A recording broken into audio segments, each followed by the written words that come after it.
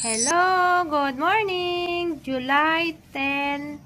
Ngayon, nakita nyo yan? Ito yung halaman na peace lily. Ito, yung bulaklak niya. Nandito ngayon yung kaibigan ko na bubuyog. Marami sila ngayon Tingnan nyo. Parang katulad lang ng 4B sila ngayon.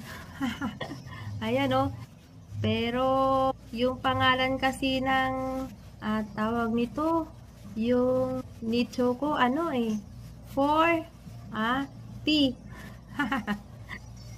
Ayan sila Isa, dalawa, tatlo, apat.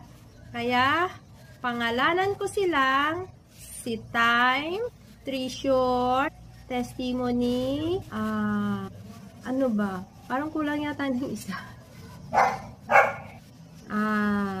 Pangalanan ko silang apat na Time, Talent, Treasure, Testimony. Ayan!